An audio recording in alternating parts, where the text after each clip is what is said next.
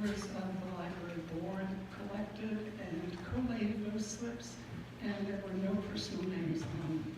So yes, it was totally anonymous. Secondly, confidentiality. Were the questions shown to any of the candidates? Only to Brian. No, they were definitely not shown to the candidates. In fact, nobody saw them until yesterday when they were delivered to Steve Garowitz, moderator. So a word about Steve. I'm talking about him, sorry. As you know, Steve is both a member of the town board and of the Demmer Library Board. Tonight he is wearing his library hat, and that is one of impartiality. I should say that he was consulted on one issue. He clarified the issue of the sanitary district and its relationship to the town, but he offered no opinions on that issue. So, I hope that solves some of the questions that were asked. If anybody would like to discuss these issues further, I'll be here afterwards, indulging in some of the wonderful pastries out there, and I'd be happy to talk to you then. Thank you.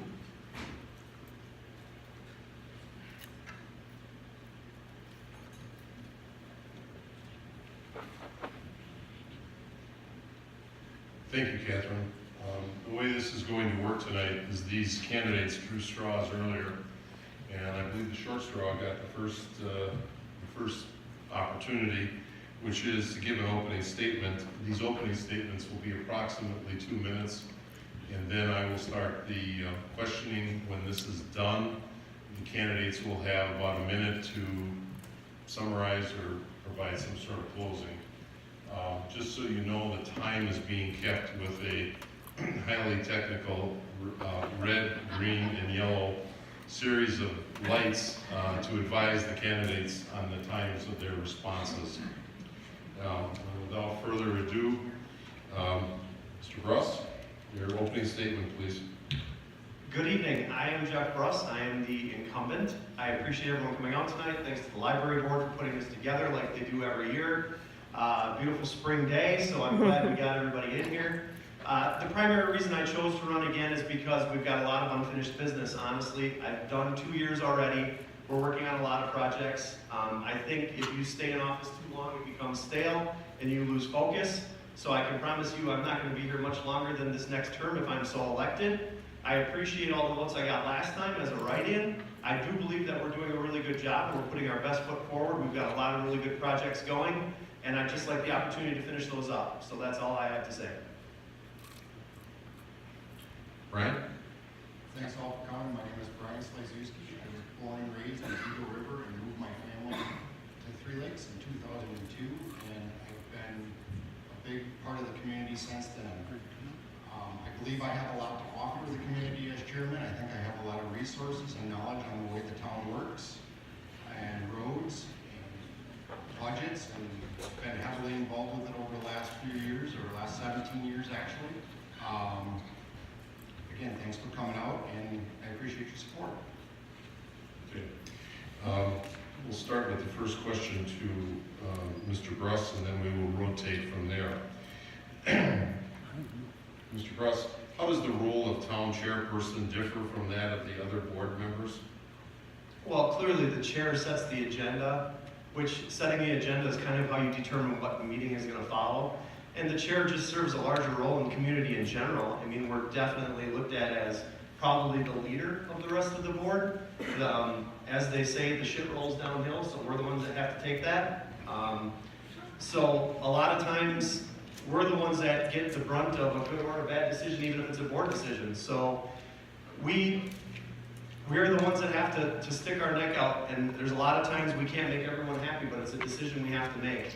And the town chair is the person responsible for the overall employees, again, setting the agenda. It's just a different role. It's the more public-facing role. Mr. Slizewski, how does the role of town chairman differ from that of other board members? Like Mr. Bruss said, the town chairman does set the agenda, does run the meeting, and is the face of the town government. I believe the town chairman should take ownership over everything that happens in the town, whether they agree with it or not, and make them decisions accordingly. They need to be a leader and a role model for the community. They need to act, think through on their decisions, and act on them in a timely manner. It's probably the most important role in town government. Thank you. Next question is sort of a two-part question. And this, Brian, you're first up this time. Why do you think you are the best person for this job? And what skills and experience do you bring? I believe I'm the best person for the town chairman because I bring road knowledge, I bring building knowledge, I bring budget knowledge, I bring new ideas on how to bring people into this community. I believe with me as town chair, I can save taxpayer money on positions that are paid from outside sources and inside sources. I'm sorry, what was the second part of that question? What skills or experience do you bring to this position? I believe the skills I bring in are 17 years as an employee of the town of Three Lakes. Has taught me an enormous amount about the way the government works, should work, and should be looked at. Mr. Bruss, why do you think you are the best person for this job, and what skills or experience do you bring to this position? I don't think I'm the best person for this job. I'm just only one of two people who decided to run. So, I mean, between the two of us, I think we both bring different skills to the table. I've been doing it for 2 years. I'm obviously an incumbent. I was a supervisor before that. I'm a fourth generation resident of Three Lakes. I understand the town. I run a company here in Three Lakes that probably most people haven't heard of, but we have 70 employees in 7 different states. The majority of them are here. Close to 50 of them are here in Three Lakes. They don't necessarily live here, but Three Lakes is important to me. So what skills do I bring? I manage people every day, from human resources to insurance to budgeting to payroll. Again, I don't know that I'm the best person. I just know that there's only 2 of us who are willing to throw our hat in the ring, so there's something to be said for both of us. Mr. Bruss, if you are elected or re-elected in your case, what will be your top 3 priorities and how do you plan on achieving them? 3 priorities. Again, we have so many things in the works. We have a huge road program going. Secondly, we have a downtown that over the past 6 weeks has changed, as all of us know. So I think that's going to become a priority. And the third priority is we have a sanitary district, which is not the responsibility of the town board. It's a completely separate entity. However, the way the town has changed, there's going to be significant issues that town proper is going to face in the next year. And that concerns me. And I would like to be there to work through those problems because I've been there since they started. And I'd like to be there to make sure that we finish them. So those would be the 3 main things that I would say I'd like to. What was the 3 things most important? And how would you, your top 3 priorities and how would you hope to achieve them? Those are my 3 priorities, and obviously I just need time. So time will let me achieve them. So if I'm so fortunate, then we'll fix it up. Mr. Slizewski, if you are elected, what will be your top 3 priorities and how would you achieve them? Again, I agree with Jeff's top 3 priorities. Economic development, our downtown, the stuff that's happened. We have ways to help out and we have ways we can't help out, but we have to look at everything. We have to look at replacing some of the room tax dollars in a different way. We have, in the short term at least, if not the long term, we have to look at getting people in here in Three Lakes. The roads are a huge thing, and I'm sure Mr. Bruss would agree. I was pretty instrumental in putting together this road project. We can have all the people in the world here, and if they can't get to their house, it's not any good. And the water department, that is a huge impact, and it made it even worse over the last couple of weeks. I don't know all the particulars on the road department or on the water department, but we have to work together. They can't go anywhere. We need them, and we have to work together with the road department. We have to work together with economic development and the water department. Mr. Slizewski, you're first this time. Economic development is an ongoing issue in Three Lakes. Over the long term, what ideas do you have that you would be able to utilize to bring businesses to this community with good paying jobs? Well, economic development can be seen in several different ways. We can look at short-term vacation rental homes. Now, that's not a business in this community, but they bring people to this community, and you don't know who they're going to bring. They could bring the next person that starts a business in Three Lakes. These people come and spend money in this town. We're behind the 8 ball on it. Vilas County's got it. We're renting high-end homes. Some of these homes go for $10,000 a week. The room tax alone on that is huge. And these people don't bring anything. So it's not a business, and I don't know what we can do to bring businesses here. We don't have any property that we can subsidize and help them out to get them here. But let's look at what we have. We have vacant houses on the lake that, why not let the owners make a little income, and the town can make room tax off of, and these people can come here and enjoy what we have and spend their money here. Mr. Bruss, economic development is an ongoing issue in Three Lakes. Over the long term, what ideas would you bring that would encourage businesses to come to this community and provide good paying jobs? First of all, I don't think it's the town chairman's sole responsibility to bring ideas for economic development to the town. It's probably a position that should be looked at from the Oneida County side. However, again, as somebody who runs a business here and who's brought several new businesses in the past year to Three Lakes, I do think it's important. However, I think it's more important to take care of the businesses we already have. And again, I don't think that's ever been more obvious than when we see the Oneida Village burn down and you see the economic impact of it. I'm not going to dismiss that we'd like to see new businesses, but in my opinion, it's never been more important to take care of those that we have. Next question, Mr. Bruss, you are first. Given the issues that now confront the sanitary district, what ideas would you have to try to alleviate their issues and at the same time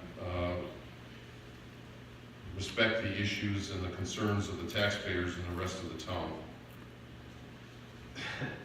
Well, I've been working on this already since November. This is March, so what is that, 4 months? So I'm at an advantage to answer this question first over Brian. As far as concerns to other taxpayers, I guess I'm going to be insensitive to this, so I'll just be, those of you who know me know I'm blatantly honest. If you drive on a bridge to get to your house and I don't drive over it, that's part of it. If you drive on a road, I don't drive over it. All of those things are services that only are rendered to you. So there may be a sanitary district and you feel that you're not responsible for that tax-wise. I don't agree. There's all pieces of this community that certain parts of it, certain people use and others don't. So as far as the town maybe taking on some responsibility of the sanitary district and that being spread town-wide, I don't have much sympathy. I feel that it's all of our responsibility by living in this town to make sure that the town remains whole. Mr. Slizewski? I share a common interest with Jeff. We need that sanitary district. We need it to function as it does. We need to help them in any way we reasonably can. Is it fair to put it on the rest of the taxpayers that don't live inside the sanitary district? We gotta look at that, and I know Jeff has got numbers, and I don't know what them numbers are, so I don't know the complete dollar value we're talking. The town has, for 17 years that I know of, worked very closely with the sanitary district. We've helped them out in the past when we've had road projects, East and West School Street, as an example. They have to improve their infrastructure. Everybody knows it. Without the sanitary district, we can't have a downtown area. We need their services. So we have to be willing to help them out. Mr. Slizewski, you are first with the next one. Do you feel the town should take a more proactive role with regard to tourism promotion and economic development, even if it means taking on some of the duties of the chamber? Well, like I alluded to with the short-term vacation rentals, if we increase room tax, that will help out the chamber to have more funding to advertise for tourism. Do we need more tourism in Three Lakes? Yes. Do we want these people to continue to go to Eagle River? No. We want them in Three Lakes where they can spend some money and support our businesses that we need.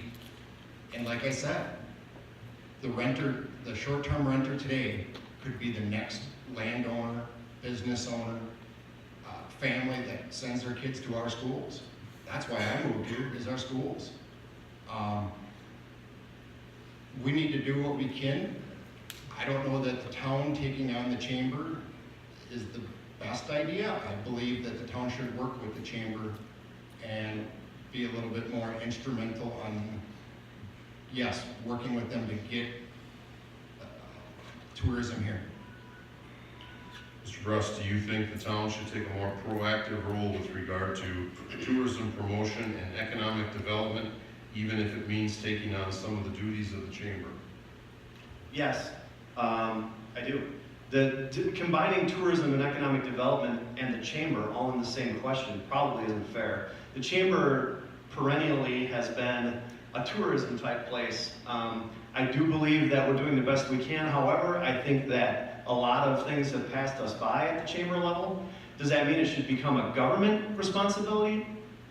I don't know. I think that it just needs to be looked at and examined, and we decide what the next course of action is. If we're going to combine tourism and economic development, I think we're better served by somebody who has an actual education or experience in that, rather than just hiring roles that can fulfill social media or issue press releases or do the best they can to keep events we have going. So it's kind of a trick question to combine those three things into one question, because I think they're all mutually exclusive ideas. Mr. Bruss, should the town continue on its present course of borrowing money to repair the town roads? Yes, it's our only option, because if we continue to spend the $500,000 we had allocated to the roads, Brain Slizewski would agree with me, I would think, since we discussed this together years ago, that we're never going to keep up. So what's going to happen is you're going to continually fall behind, and you won't even have money to repair roads, much less replace roads. So the fact that we've taken out loans, which nobody likes to do, has put us ahead of the curve with our infrastructure. And the business I work in is all revolved around infrastructure. It's typically wastewater infrastructure, but the idea is the same. If you don't have pipes to move sewer and water, eventually the town or the city crumbles. And it's the same with roads, bridges, sewer, water. Your infrastructure is the most important part of the town, and the rest will survive around it. Mr. Slizewski, should the town continue its present course of borrowing money to repair the town roads? The town should continue to borrow money to rebuild roads and then budget accordingly to make sure we keep maintaining them roads so that they don't go to hell in 10 years. We need to get the maximum life expectancy out of a road. In the past, we haven't. $500,000 was only enough just to do minor road repair. We have 3 Lakes is 100 square miles, and I think we have 192 miles of road, maybe it's 126, somewhere between there. And the price of paving roads is just astronomically went up to where the budget of $500,000 was not even close to touching the surface of what we need to do. So yes, Mr. Bruss and I did work on this to get this road program going. And then in the future, once the road program is done, we do need to budget enough money to maintain our investment. Mr. Slizewski, do you believe that community input is important for the decision makers on the town board? And if so, how would you encourage that community development? I should say involvement, my bad. Can you repeat that one more time? Do you believe that the community input is important to decision making at the town board level? And if so, how would you encourage more community involvement? Community input is very important. We should be live streaming our town meetings. I mean, then there is no excuse that somebody can say, well, I don't like that decision because they weren't at the meeting. You have to be involved to have input, and you gotta go to the meetings. You know, I've been going to meetings for years, and it's the same 10 people in the audience. I'm glad we got a good turnout here tonight, but you can't complain if you don't go to the meetings and you're not involved. How would I encourage? Live streaming. That way people can be involved. If they don't like what they see, they can come to the next meeting and voice their opinion. Mr. Bruss, do you believe that community input is important to decision-making at the town board level? And if so, how would you encourage more community involvement? Well, you can only encourage it so much, but 2 years ago I sat up here when I was seeking to be the chair and I suggested live streaming, which the current town chairman has failed miserably on. He is working on it. As soon as we move into the new office, said chairman will get that going. And also, I, at that time, put up a Facebook page, which I am active on more than I should be. We sent out e-newsletters that now keep everybody abreast of whatever's going on week to week. None of those things existed 2 years ago, and they were very simple changes. So we're putting the means out there for you to communicate with us better than ever before. It doesn't necessarily mean you have to attend a meeting, but you have no reason not to communicate with us. So whether it's a comment on a Facebook post or an email or a phone call, I believe I've been very communicative in getting back to people who do correspond with us. Mr. Bruss? I heard somebody just laugh out loud at that. Didn't I? I didn't know who that was because we can't see anyone for the record because the lights are so bright. We literally have no idea who's out there. Mr. Bruss, is there any other issues confronting the town board that we have not covered tonight that you feel are Absolutely no other issues confronting the town board other than what we covered tonight. Of course, I mean, issues arise every single day, and when you go to bed at night, you wake up, there's more. Whether record snowfalls, collapsing buildings, fires, every single day there's a new challenge. In the current town office, which we got a lot of resistance, or some resistance on, so far this winter, we're lucky it's still standing. There's ice dams, there's doors falling off, we had the hydronic heating explode. We can't wait for the new building to be done. So every day, whether it's a building or personnel, there's new challenges. So that question is, of course. Mr. Slizewski, are there any issues that you feel we have not raised here tonight that you would want to see the town board involved in? No, I didn't let him finish.